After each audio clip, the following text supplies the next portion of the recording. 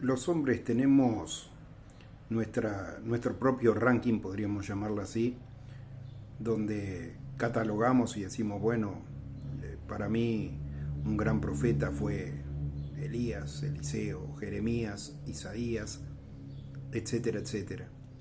Pero yo prefiero quedarme con el ranking que es el propio Jesucristo, el cual lo trae, donde dice que entre los nacidos de mujer no hay otro mayor que Juan el Bautista. Y sabemos que Juan el Bautista, una de sus tareas, aparte de preparar el camino del Señor, fue allí, digamos que, enseñar la práctica acerca de la necesidad del bautismo. Una de las claves, él fue el precursor de lo que le llamamos hoy el Nuevo Pacto, del Nuevo Testamento, un Nuevo Pacto que sabemos que no entra en vigencia hasta que el propio Jesucristo muere, porque la carta a los Hebreos enseña que ningún testamento tiene validez mientras aquel que cede las cosas, el testador, está vivo. Así que este hombre de Dios, Juan el Bautista, como lo conocemos habitualmente, tuvo un rol muy importante, no solamente en lo que concierne al bautismo, sino que Dios le reveló algunas verdades que muchas veces nos pasan desapercibidas, ¿no? Por ejemplo, creo que la mayoría de los creyentes tenemos presente acerca de la revelación que Dios le da a Pedro cuando Jesús le pregunta allí, dice, bueno, que estaban en una localidad desconocida, Jesús predicando, haciendo milagros.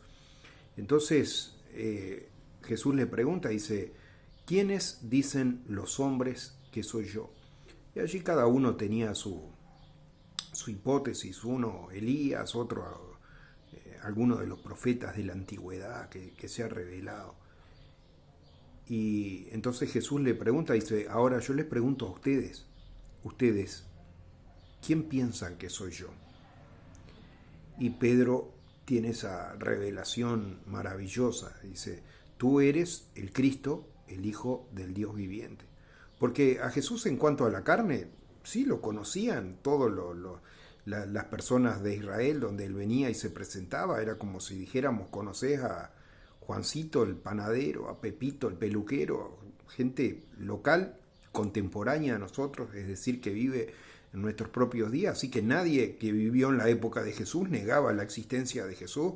Lo que no sabían era de que Jesús era el Cristo, era el Salvador, era el Hijo del Dios viviente. Y esa revelación tiene Pedro, una revelación maravillosa. Dice, bienaventurado eres, Pedro, hijo Simón Pedro, porque eso no te lo reveló carne ni sangre, sino el propio Padre te ha dado esa revelación. Ahora, había alguien aún mayor que el propio Pedro, y tuvo una revelación maravillosa que muchas veces nos pasa desapercibido y que está conectada directamente con lo que es el bautismo. Esta revelación ocurre allí a orillas del Jordán, donde Juan estaba bautizando y había bautizado a discípulos, y allí mismo también fue bautizado Jesucristo, y sabemos toda esa manifestación gloriosa porque Dios mismo dio testimonio y vio descender sobre su vida el Espíritu Santo. Dice, de la misma manera que uno ve cuando una paloma se posa en un árbol, de la misma manera yo vi, da testimonio Juan, dice, el Espíritu Santo descender y permanecer sobre él. Y una voz audible en los cielos que decía, este es mi Hijo amado, en quien tengo gran complacencia, de quien me agrado en extremo, a él oíd. Orden de Dios, a él oíd. Y Juan no fue rebelde a la visión, Juan había bautizado a Jesús, porque vino también Jesús a darnos ejemplo, que nadie puede decir, yo no necesito del bautismo, y Él mismo dio ese paso para darnos un ejemplo a nosotros. Ahora, todos hemos sido cubiertos con la gracia de Dios en esa plenitud que hallamos en Jesucristo, la cual nos redime, nos perdona de nuestros pecados y nos hace estar firmes. ¿Cuántos han escuchado o han dicho la frase de que Dios nos da más de lo que merecemos? Sin embargo, yo le diría hoy a usted de que Dios nos ha dado más de lo que no merecemos. Porque en su plenitud hemos recibido gracia sobre gracia. Gracia una vez y gracia de nuevo, porque la gracia es una fuente inagotable. En Primera de Juan, capítulo 1, versículos 16 y 17, dice, porque de su plenitud tomamos todos y gracia sobre gracia, pues la ley por medio de Moisés fue dada, pero la gracia y la verdad vinieron por medio de Jesucristo. ¿Qué es la gracia? La mayoría lo sabe y lo podemos recitar como un versito. El significado más escuchado de la palabra gracia siempre fue el don o el favor de Dios hacia el hombre pecador. Si bien es una gran verdad, no le hace justicia del todo a lo que significa esa gracia de Dios. Porque la gracia no es solamente un don o un regalo o algo que Dios le ha dado al hombre, sino que en la gracia Dios mismo está involucrado, reconciliando al hombre consigo mismo a través de Jesucristo. Dios en su gracia se pone a favor del hombre, aunque éste no lo merezca. Entonces podemos decir que la gracia es que Dios está a nuestro favor, aun cuando nosotros mismos hemos estado en contra de Dios. No somos merecedores de la gracia de Dios, y la Biblia nos deja eso bien en claro, que nosotros no hicimos nada buenos para ser alcanzados por la gracia de Dios, y eso, si usted estudia la carta del apóstol Pablo a los Romanos, capítulo 3, versículo 12, lo va a ver con claridad. Y también quiero dejarle otro pasaje que están en San Juan, allí capítulo 3, versículo 36, ¿no? Dios no nos deja lugar a duda de que aquel que rehúse creer y no obedecer al Hijo de Dios está bajo la ira de Dios. O sea que aquel que no cree, aquel que no obedece, aquel que no se somete a la voluntad de Dios revelada a través de Jesucristo está bajo la ira. La palabra de Dios es claro y no hay nada bueno en el seno humano para que Dios se fije en él. Dios nos hizo participantes de la gracia por su voluntad y aún así en esta condición de desgracia, su gracia nos alcanzó, y aunque a nuestra mente le cueste entenderlo, fuimos adoptados como hijos de Dios, hijos suyos sin merecerlo. En amor, dice la palabra, habiéndonos predestinado para ser adoptados, hijos suyos, por medio de Jesucristo, según el puro afecto de su voluntad, como señala la carta del apóstol Pablo a los Efesios, capítulo 1 y en el versículo 5. Y esto es para alabanza de la gloria de su gracia, mediante la cual nos hizo acepto. Allí siguiendo el versículo siguiente, Efesios, versículo 1, verso 6. En ese amado Jesucristo es en quien tenemos la redención por su sangre, el perdón de los pecados según las riquezas de su gracia. Dios mismo nos adoptó, nos hizo aptos, nos aceptó en Jesucristo según las riquezas infinitas de su gracia. Riquezas que no fueron dadas por Dios al habernos abierto los ojos al Evangelio de Jesucristo, en el cual fueron reveladas la gracia y la verdad de Dios. Jesucristo es la manifestación de la gracia de Dios. Como enseña el Evangelio según San Juan capítulo 1, en el versículo 17 dice, por medio de Moisés fue dada la ley, pero la gracia y la verdad vinieron por medio de Jesucristo. Porque la ley fue dada por medio de Moisés. Es así que nosotros descubrimos que somos pecadores y que tenemos la necesidad de la redención. En la ley perfecta de Dios vemos que somos incapaces de agradar a Dios por más que nos esforcemos. La ley nos revela que necesitamos un redentor, alguien que pueda cumplir los estándares de Dios para su agrado. Si bien Dios había provisto una serie de ritos y sacrificios para el lavamiento del pecado de su pueblo, estos eran insuficientes porque solo los cubrían, no los quitaban. Eran una figura del verdadero Cordero de Dios que quita el pecado del mundo. Sí, hermano, un día Juan estaba bautizando, vio a Jesús que caminaba hacia él, y Juan el Bautista, el mayor de los profetas, el mayor entre los nacidos de mujer, proclamó esta verdad reveladora, que es el título de esta pequeña predicación que quería compartir con ustedes. El Evangelio de San Juan, capítulo 1, verso 29, nos dice: al día siguiente, Juan vio a Jesús que venía hacia él y dijo: he aquí el Cordero de Dios que quita el pecado del mundo.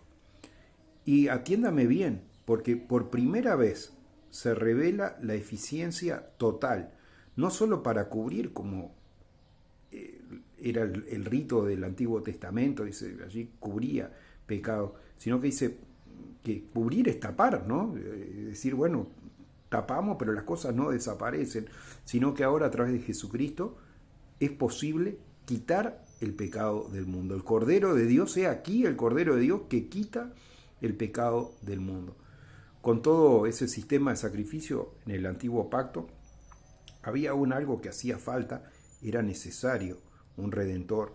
Y el verso siguiente continúa diciendo: pero la gracia y la verdad fueron hechas realidad por medio de Jesucristo. Bienaventurado aquel que oye las palabras del apóstol y puede vislumbrar ese plan de salvación que Dios nos revela para el hombre. El favor de Dios, esa postura de Dios que Él toma con respecto al hombre, queda claramente manifestada a través de la figura de Jesucristo. Cuando Él es crucificado en la cruz del Calvario, Él se entrega a sí mismo, ¿no? Es algo que ocurre por su propia voluntad, porque para eso vino Él al mundo. Y la verdad revelada en el Antiguo Testamento, allí fueron exhibidas con verdad y con justicia en esa misma cruz donde expuso a los principados, a las potestades, los dejó en evidencia de esa victoria total que Él alcanzó en la cruz del Calvario. Jesucristo es la gracia de Dios, es la revelación de todo lo que había estado antes velado, encubierto para el hombre en el Antiguo Testamento, y cada rito, cada sacrificio que se instituyó allí apuntaba a la persona de Jesucristo. Cuando el pueblo cumplía con su sacrificio, estaban dando a conocer lo que estaba para venir. Cada cordero era un tipo, era una figura de Jesús, el justo entregado y muerto por los injustos. Antes, para cubrir, hoy luego del sacrificio perfecto de Cristo, para limpieza absoluta de nuestro pecado. La gracia manifestada en la vida de Jesucristo es la que nos permite, por medio de la fe, obtener esa redención que, si dependiese de nuestra fuerza, jamás hubiésemos podido alcanzar. Gracia sobreabundante según las riquezas de Dios, como dice allí San Juan capítulo 1, versículo 16, porque de su plenitud tomamos todo, pero presta atención a esto, dice, y gracia sobre gracia. Ahora esa gracia la hemos recibido todos los hijos de Dios, y no solo una medida, sino que, como nos enseña el apóstol Pablo en la carta a los Efesios, hemos recibido gracia de Dios según sus riquezas. El verso siguiente allí nos decía gracia sobre gracia. No habla de una medida ajustada, acotada, escasa, sino todo lo contrario, nos habla de una fuente inagotable, una fuente que no cesa de esa gracia, gracia sobre gracia. Las Escrituras mencionan que cuando abundó el pecado, le enseña también el apóstol Pablo en la carta a los Romanos, capítulo 5, versículo 20, dice, cuando abundó la gracia, ¿qué pasó? ¿Sabe la respuesta? Sobreabundó. Cuando abundó el pecado, sobreabundó la gracia. Esa sobreabundante gracia de Dios demuestra que Él está a nuestro favor, aunque nosotros le hayamos dado la espalda, aunque hayamos pecado, aunque nos hayamos equivocado, lo que sea. Dios continúa estando a nuestro favor. ¿Qué le parece esa verdad revelada allí en la carta del apóstol Pablo a los Romanos, capítulo 5, versículo 20? Le reitero para que lo confirme en su escritura. Podemos decir que al mismo tiempo que fallamos en hacer lo que conviene, Dios de todas maneras continúa haciendo sobreabundar su gracia. ¿Con qué propósito? ¿Para que sigamos pecado? No, sino para que podamos acercarnos al trono de Dios en arrepentimiento y seamos aceptados por esa gracia de Dios, la cual Él derramó sobre su vida, continúa derramando, incluso aunque nosotros hayamos ido por un camino equivocado, le hayamos dado rienda suelta a nuestras concupiscencias, hayamos errado el objetivo, la sobreabundante gracia de Dios continúa allí para que corramos a su presencia mediante el perdón de nuestros pecados, formemos a la figura de Cristo en nuestras vidas, vayamos adquiriendo su carácter y caminemos entonces en una vida en santidad. No es una luz verde para que continuemos pecando, hermanos, sino una oportunidad de reconocer una vez más esa sobreabundante gracia y alcanzar, como dice la Escritura también, el oportuno socorro. Por tanto, habiendo sido justificado por la fe, como enseña la Escritura, tenemos paz para con Dios por medio de nuestro Señor Jesucristo. Le estoy citando Romanos capítulo 5, versículos 1 y 2. Habiendo sido justificado por la fe, tenemos paz para con Dios por medio de nuestro Señor Jesucristo, por medio de quien también hemos obtenido entrada por medio de la fe a esta gracia en la cual estamos firmes y nos gloriamos en la esperanza de Dios. Romanos capítulo 5, versículos 1 y 2. Habiendo sido reconciliado por Dios mismo a través de la persona de Jesucristo, por medio de Dios que nos salvó, y no solo nos salvó, sino que nos mantiene firmes en esa salvación cuando quedamos en una condición en la cual no merecemos ser hijo de Dios. Su gracia se renueve, vuelva a colmar nuestra medida cuando corremos allí a los pies de Jesucristo, confesamos nuestro pecado para que su fidelidad y su gracia nos limpie de toda mancha. Así que, hermano, acercándose una fecha de bautismo, estamos un poco dependiendo del clima, pero de todas maneras, hermano, quería compartir esto porque es una oportunidad, un testimonio, algo que ocurrió aparentemente un día cualquiera, pero no era un día cualquiera, era el lugar, era el tiempo de Dios que le había señalado, y esta revelación maravillosa que Dios trajo en aquel día de bautismo a la vida de Juan el Bautista, como lo conocemos habitualmente, acerca del rol de Jesucristo como Cordero de Dios para quitar definitivamente el pecado del mundo. Que Dios lo continúe bendiciendo.